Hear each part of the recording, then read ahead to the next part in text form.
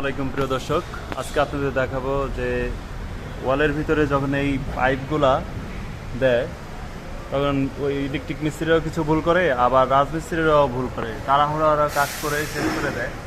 তো এখানে এটা ওয়ালটা প্লাস্টার হয়ে গেছিলো, তারা তাড়াহুড়া করে এখানে ওয়্যার মেশ লাগানো ছিল না, ওয়্যার মেশ লাগায়নি তারা। 3টা পাইপ আছে এখানে, অনেক বড় ডেপ।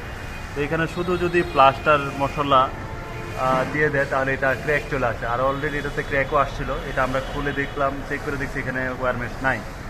আর ইলেকট্রিক মিস্ত্রিরা যে ভুলটা করে, এইটার যে 3-4 পাইপ, এই 3-4 পাইপের যে ডেপ, আমাদের এখানে তো আরও 12 মিলি মশলা, আমরা 10 মিলি থেকে 12 মিলি মশলা খাই, তারা এটা কম ডেপ করছে। সেই ক্ষেত্রে এখানে আবার এই পাইপের উপরে মশলা কম খায়, মশলা লাগে। তো সেই ক্ষেত্রে এই জায়গাগুলো ক্র্যাক চলে আসে, আর এটাই হয়েছে।